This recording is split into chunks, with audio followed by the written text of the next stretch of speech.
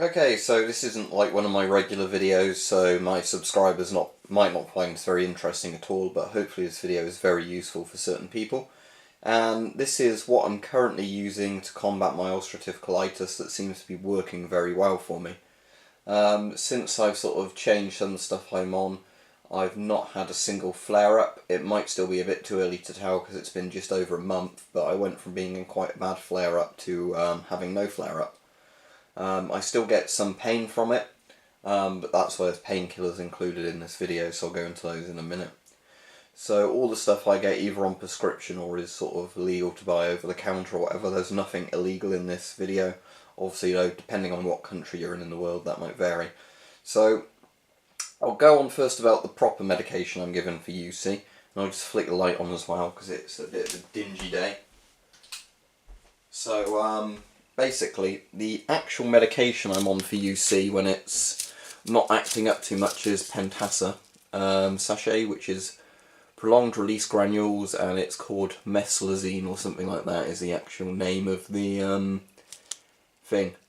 So I take 4 grams of this a day. Generally you're meant to take 4 grams at once. Sometimes I have to get 2 sets of 2 gram sachets rather than 1 set of 4 gram sachets, just because the pharmacy can't always get me in my medication that I actually need. Thankfully I've not needed enemas or suppositories in quite a while because what I'm currently doing seems to be working very well with those. So that's my current proper UC medication I'm on, basically, for actually controlling the UC symptoms as best as possible. Now, in terms of painkillers, because I still get the stomach cramps even when I'm in remission, which can be really painful, but obviously when you have a flare-up they get far, far worse, is paracetamol. You can buy that over the counter, no problem, and codeine phosphate. Now, unless you're prescribed codeine like I am by the doctor, you'll have to buy it as cocodamol, as in where it's mixed with paracetamol.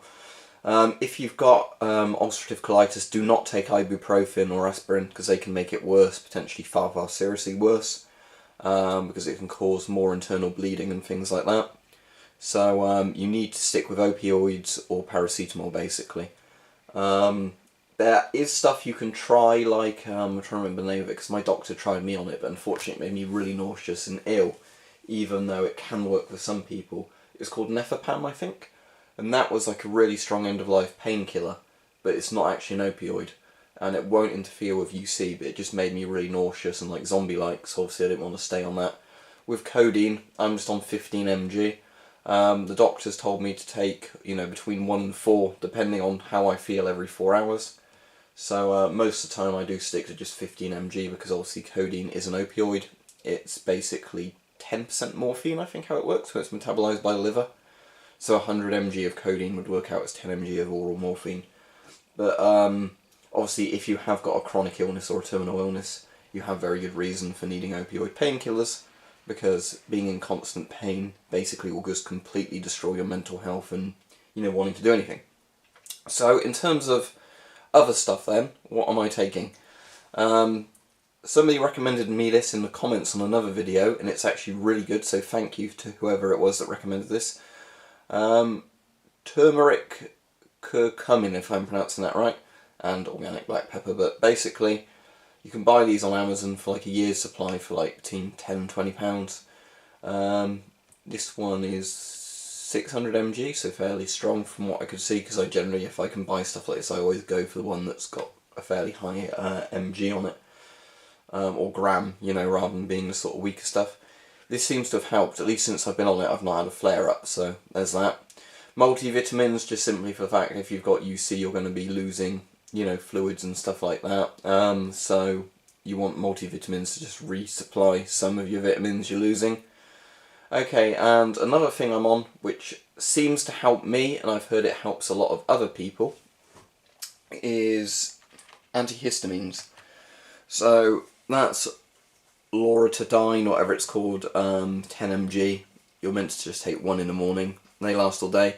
But other hay fever medications might work well, but basically part of the thinking why a lot of people think antihistamines do help with ulcerative colitis is that, again, Some sort of antihistamines basically just suppress your immune system slightly, and ulcerative colitis is an immune system disorder. There's lots of medical papers you can read online where they've done trials of people with UC with placebos and antihistamines, and generally the people on antihistamines do better.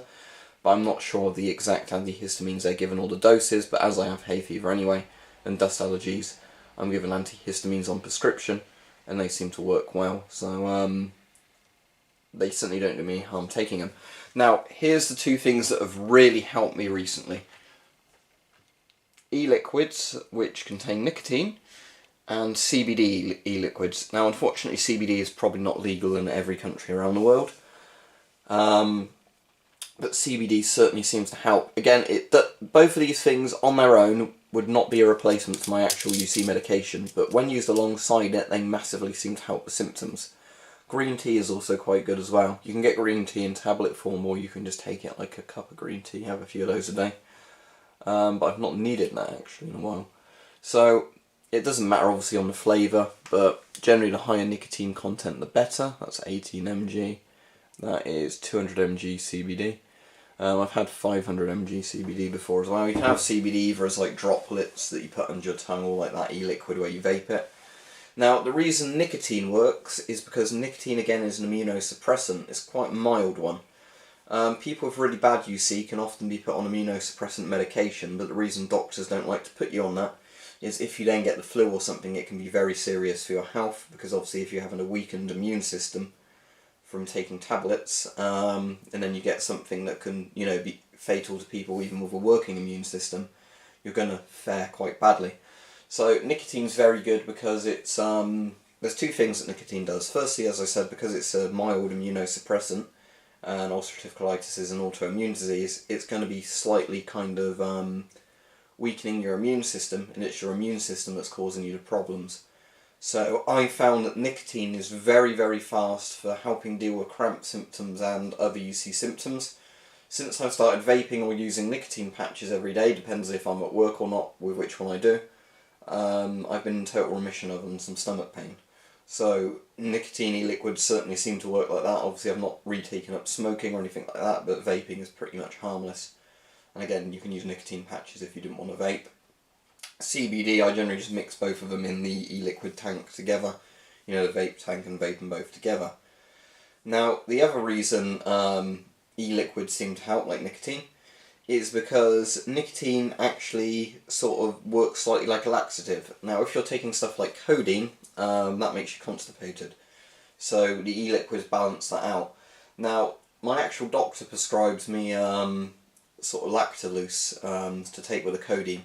But the problem is with actually taking proper laxatives is you have to try and balance the doses out. And there's not a clear guideline on that, and it's going to depend on your diet and everything as well.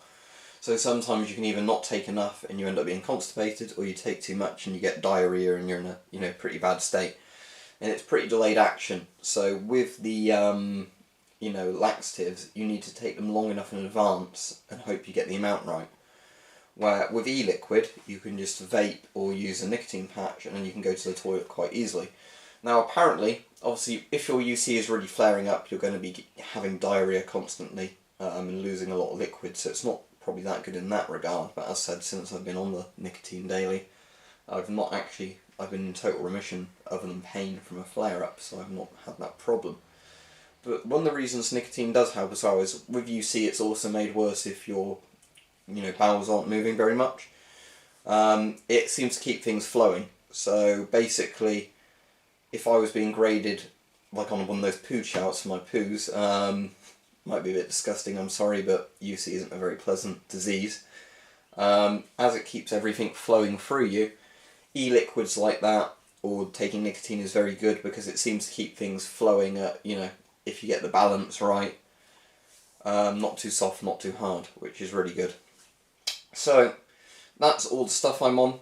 So as I said, these just seem to help for things. This is my proper medication. If my UC really flares up, I can go onto the suppositories and enemas as well. But thankfully I've not needed those for a while. Paracetamol and codeine for painkilling use. When I've had days where I've tried taking just the paracetamol and not the codeine, I found that I basically do get quite painful stomach cramps, because the paracetamol is a fairly weak painkiller. Codeine is obviously a lot stronger, but obviously I am aware, because codeine is an opioid, you want to be very careful taking it, just simply because there's an addiction risk and sort of a tolerance risk.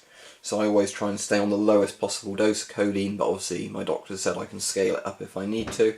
It's worth reading into what some of these medications do yourself, not just taking your doctor's word for it, because lots of doctors disagree on certain treatment plans for things like that. Anyway, hopefully this has been a helpful video. If you've got UC, I really hope some of this stuff in here might help you. I know, like, the problem is with UC is, like a lot of these things, is certain things that seem to help certain people don't help others.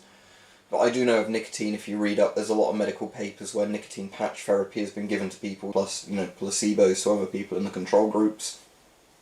And the people with the actual nicotine patches, on average, do a lot better at going into remission with UC symptoms, or at least their symptoms getting milder.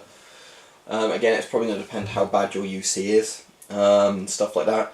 Whether or not any of this would help with Crohn's or Crohn's, however it's pronounced, I'm not sure. If you look into it and it's safe to do so, it might be worth trying some of this stuff. As I said, you might want to get a doctor's opinion, but bear in mind lots of doctors can argue. Where I see my GP and specialists at the hospital, they constantly don't agree on medication plans for me and stuff like that. But anyway, hopefully this is helpful, because, you know, if I help one person with this video with their symptoms, that would be brilliant. As I said, this is just the thing that currently seems to be working for me very well. My mental health and everything has been a lot better because I'm in a lot less pain, and I can be out and about and working and doing a lot more without feeling sorry for myself, you know, stuck in on the toilet in constant pain. So, there you go. This is working for me. I'll do an update if any of this stops working for me, but so far all is good and it's making me very happy that it's working. So I hope it might work for you as well.